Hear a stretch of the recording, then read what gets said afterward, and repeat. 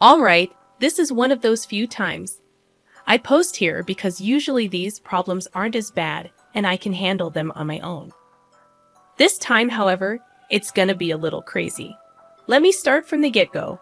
Basically, what happens in my family is that my husband Gail is very attached to his family, especially his parents. It's gone to the point where they jump. He's not going to ask why. Instead, he's going to ask how high. Obviously, that level of dependence and trust can sometimes come back to bite you even when you don't realize it. That's what's happening with Gail. He doesn't realize how damaging his dependence is getting, and when I try to tell him about it, he just gets mad at me. The very main reason that all this happened, and the reason I'm posting this story, is because my husband has been spoiling them since the very beginning. I get wanting to take care of your parents. I do. If my parents were living near us, I'd like to take care of them as much as possible too. But I would not do it to the extent that Gail and I do. That's the limit that I understand we don't have to cross. But Gail, unfortunately, does not. My in-laws have been asking us for money. Since we've both got stable incomes, and it's not like my in-laws are not well off or anything like that. They don't necessarily need the money from us. They can support themselves and even afford certain luxuries, so they don't need to ask for money, but they still do. Initially, I was okay with it because I understood that they're Gail's parents, and I'd need to fit them into our lives as well, but over time I got a bit icky about it. We've sent them so much money over the past years that if we saved that amount, we'd be able to go abroad on a vacation twice.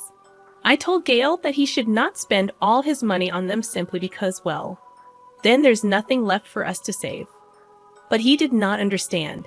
He started arguing with me, telling me that we're living a comfortable and well-fed life. So why can't this spare some extra money we have and just give it to his parents? I tried to make him understand that it's not about not supporting them. It's about him not caring about supporting me. We would need money if we ever decided to have kids, and if we wanted to make a big purchase or anything like that. It looked like he understood my point, but he still was not willing to stop giving them money. That made me so angry that I almost left the house that night. My anger was fueled even more when I remembered how they treated me in the past. If they were nice and loving ones who treated me well and let me feel like I was actually a part of the family, maybe I'd be nicer to them. They were horrible to me. They never made me feel like I was a part of the family at all. And when I needed them to be there for me, they weren't. When Gail and I got married, we weren't that well off. I had just graduated, and it had not been that long since Gail started working as well. This meant that we didn't actually have enough money to invest in a house and buy it. I perfectly remember Gail and I going to my in-laws and having a proper discussion with them, telling them about everything we're going through and making them explain how hard it is. However, when we asked for some money to start the process, they immediately said no. It's like they did not even take any time to think it through. Instead, they just gave us an hour-long lecture on how we're adults now, so we need to be responsible and take care of our savings and whatnot. They told us that we needed to work extra hard to achieve our dreams and every other crap they could possibly spit from their mouth. I was a bit frustrated at their response, but I decided not to say anything and just kept my thoughts to myself. It was heartbreaking to see them not helping out their own children, but if Gail was okay with it, then I thought I needed to be fine with it as well. But then they did it again a year and a half ago. I inherited a house from my mother. It was a beautiful house, but it needed a lot of work. Obviously, we did not have the money or the resources needed to make these changes. I mean, we had some of the money saved, but we needed a bit more than that, and so we decided to ask my in-laws again for some money. Just a little sum of money to help us get the house ready to live in, but they said no to that too. And instead, they told us to earn our money and stop asking them for money. Not just that, but they told me to sell the house and invest in something that's actually useful and not something that looks like crap. As soon as I heard that, there were fumes coming out of my ears. This house was very precious to me as something that was connected to my mother, and to hear my in-laws talking about it like it was trash was very hurtful. I did not express that to them because I thought I would look rude, but I should have. Maybe then they would not be as shameless as they are right now. I'll tell you guys exactly why they're shameless though. So basically, after they rejected us, I gathered money and worked my butt off to renovate the house. I made it look presentable, and I made it look amazing. It was hard. But once I started earning as well, things got a bit easier so I could manage it. Anyways, it had been a few months since I invited my in-laws for dinner for my mother-in-law's birthday. By that time, the house looked absolutely incredible. I made it as perfect as I could, and I was very proud of it. Moving on, the day they actually came over for dinner, I was expected to go pretty well because, well, usually, if it's not money related, the conversation stays pretty squabble-free. Obviously, with these people, there's not one moment where you're not discussing money. So they come over, and as soon as they enter the house, their eyes go wide. Internally, I'm smirking because I know they did not expect me to go this hard on the renovation. Wide-eyed. They're completing my house way too much. I mean, some compliments are fine, like, oh, you did a wonderful job, or oh, your house looks incredible. But there was so much more. Every part of the house they'd stop, inspect, and then just ask me how much it cost. Why would they ask that for some stuff? Yeah, I get curious about it, especially because they knew we did not have the money. It's not like they gave us the money either, so I'm sure they were curious as to how I managed to afford all this, but honestly, I found their questions a little rude. It just felt way too forced. Like they weren't actually interested in the job I did or how pretty I made it look. They were just interested in how much it cost, and I actually did not realize it back then, but after what happened during dinner, it all made complete sense to me. Dinner was chaotic, to say the least. It started out very decent. It was a good conversation going on, and it even had a nice flow to it. But then my mother-in-law started talking about dream vacations. First, she asked me what my dream vacation was and where I'd like to go the most. But when I answered her question, it felt like she wasn't really interested and was waiting for me to finish as soon as possible. I gave her what she wanted, of course, and I made my answer very short, just the name of the place, and then she got all excited all of a sudden. That's when I get a bit suspicious, because there's no way that she was that excited for me, and then she opened up about the real reason behind all the weird acts that they've been doing ever since they stepped into this house.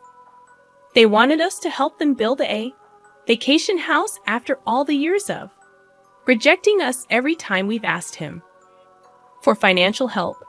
They'd come to us and asked us to pay for the quote vacation house. They're not even poor or anything. Why do they need our help? Why can't they save up enough and get a house for themselves? They think that just because I've managed to get my house to look so gorgeous, we're some sort of rich couple now, I guess. But we're not. I asked them to explain it to me a bit more, just so I could have a better idea of what they need and why they're getting a vacation house and stuff. But the response shocked me. They want to get one just because they're bored with their lives and they want a house to be able to go to every other weekend. For some reason, they can't afford the house by themselves, and they told us that they know that we've got money saved on because this house looks like it costs a lot. At that point, I was aggravated, and so I told them we did not have that kind of money to waste. That was very wrong too. Say because Gale looked at me like I murdered his parents in front of him as soon as these words were out of my mouth. He glared at me and told me that anything that we spent on his parents, happiness was never a waste and I needed to quote, watch what I say, which is ridiculous because he knew I was right. A vacation house is not a necessity to have, and it's not like they're going to die if they don't get it. My father-in-law still works and they can save up and get one by themselves. They don't want to do that though. They want us to give them money so they can take the easy way out. Then I remembered that Gale is not an only child. He has an older brother as well, so why weren't they asking him for money? I brought that up because they were getting too defensive and looked like they were about to make a living hell for me. Apparently, Seb isn't as financially stable as us, so they don't want to burden him with this. Oh, I'm sorry, but I could not keep my mouth shut at that point, and I expressed what I was feeling, but I made sure I was not being disrespectful. Seb was earning as much as we were. He just had children to take care of, so most of its expenses were going towards that. However, I wanted to try it for kids as well. And if we kept giving my in-laws money, how would I save enough to take care of my children? The counter argument we received was that we don't have children right now, which means we've got more money to spare than Seb and his family. And then they started emotionally blackmailing Gale because they knew that they would not be able to get through to me. They started talking about how they were lonely and bored because both their sons had started their own families, which is why a vacation would benefit them really. Well, Gale fell into the trap because why wouldn't he?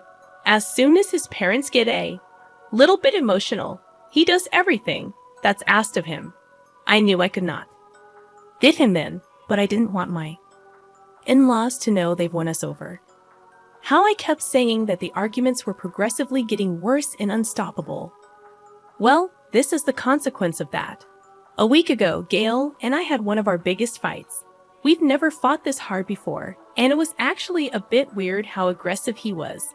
Obviously, there was no physical aggression. He wasn't raising his hand to me or anything, but his words hit much harder. He basically told me that $100,000 he's planning to give to his parents is not just mine, so he can do whatever he wants with it. He thinks that he was being nice by asking for my opinion and my permission before taking action on his own. But he doesn't need to do that anymore. The fight got worse when he actually gave the money to his parents, and he returned home from work one day and did not even bother mentioning anything to me. It wasn't until my mother-in-law called me to tell me that she got the money that I found out that he gave it away. I was enraged, obviously. We had not discussed giving the money away, and he knew I was not okay with the fact. Yet he was still going to go ahead and just give it away. He didn't even keep a single dollar for ourselves. The entire $100,000 he saved up over the years, he gave to his parents. Then, when I told him that he needed to get the money back, he told me to shut up and let him deal with his parents how he wanted. Even when I was factually arguing that we're a couple and we should decide on big financial decisions together, he wasn't having it. It seemed like he totally got tired of us constantly arguing because he threatened me with a divorce right in the middle of our argument. He suddenly screamed at me and told me if I tried stopping him from giving a share of the money to his parents, he was going to get a divorce and leave me all alone. It was the most ridiculous thing I've ever heard. I've been with him through everything in his life, and now he was going to leave me because I was trying to put our family first instead of his parents. At that point, all I could ask him was if he did not care about what I wanted and how I wanted to build our life together, have children, and live a happy life. He cared for none of it, but instead, he wanted to give all this to his parents while I was suffering in the background. In a moment of anger, he walked out of the house and slammed the door behind him. And it's been a week since he's been home. I've tried texting him multiple times. I've called him so many times, and I've left more than a dozen voicemails. But he keeps ignoring them or leaving me on hold. Guys, I'm so hurt because I didn't think I'd ever lose Gail, especially over something as silly as this. I've contacted my in-laws, and it turned out that Gail had gone back to live with them for the past week. He hasn't been home once, and I'm so stressed and confused about what's going to happen and how I'm going to deal with everything. Update number 3. So a few more days into this mess, I decided that I could not keep myself trapped in this family forever, especially if they act as messed up as they are right now. I was not sure about my decision in the early days, but now, after waiting for Gail to come home for more than a week, I've decided that I needed to take action and set him straight. Well, if he wants a divorce, that's exactly what he's going to get. So I contacted my lawyer first thing that morning and let him know the situation. She let me know that I could not only divorce Gail, but also take him to court. After the entire meeting ended, I decided that I did not need this house anymore. The only thing it was doing now was reminding me of my husband and all the good and bad memories that we've had together. That's why I decided to sell the house and keep the money for myself. Gail could not even ask for this money legally because the house was in my name, given to me by my mother, and I could do anything I pleased with it, right? So I sold it. It brought me a lot of money, which helped make the court case much easier to process. So the next day, while I finalized the divorce papers and had them sent to Gail, I knew the exact time he received those papers because I got the most heated phone call one could ever get. He was talking about how I was being stupid, and it didn't matter because he was going to divorce me as well. And then he got to find out about me taking him to court, and he absolutely exploded. Obviously, no one wants to go there or anything, but I hung up on him midway because I've had enough of his anger now. Then the days of the court case came. I was feeling all kinds of jitters, and I was nervous. What if it went wrong? What if I lose the money I've made from selling the house? All these kinds of questions were racing in my head. But I did not let them take control of me. I got dressed in a way that I said was confident, put my best smile on, and I reached the court doors. It was the final hearing of the divorce, and it went incredibly well. Not only did I get to keep all the money from the house, I also got $100 from Gail as alimony as a legal obligation. I was shocked. I did not expect to win more money from him, but it was worth it for all the damages he's done to me and to my mental health. I should accept this money with grace. The sour expression on their faces just added to my glee, and I knew that they thought that they could rob me of my money and my house, but they probably weren't expecting to lose everything themselves. It's been a few days since then, and life has been relatively peaceful. I did get a phone call from my mother-in-law, where she was bashing me for what I've done and told me I could never have a family of my own because I don't know how to take care of people. That I'm just incredibly selfish, who only looks at her needs and not others. Apart from that, it's been okay. I got a new apartment for myself using the money I made selling the house, and now I can finally save up as much money as I want without having to worry about other people constantly asking for it. But let me know, guys, do you think I went too far by taking him to court? Let me know in the comments down below. I was a little surprised when I was reading the comment section of this one. Let me break down what some of the comments were saying. Some of them were actually coming up with the idea by saying, you know what? I don't really blame Gail. I mean, what's wrong with giving your parents $100,000 when you have $200,000? But there were other commenters basically saying, no, that's ridiculous. Like OP said, they've been helping his parents for years. They're trying to build their own house, and they need that money. So this is where the comments really split apart. They were saying they do not agree that OP should just sell the house, take the money because it's under her name. They thought that was disrespectful. But there were about 50 saying no, that was exactly what she needed to do. So guys, drop your comments down below. Let's discuss this one. My name is Mr. Reddit. I narrate stories every single day. Hit that subscribe button. I'll see you guys tomorrow. And remember, it's cool to be kind. See ya. Thank you.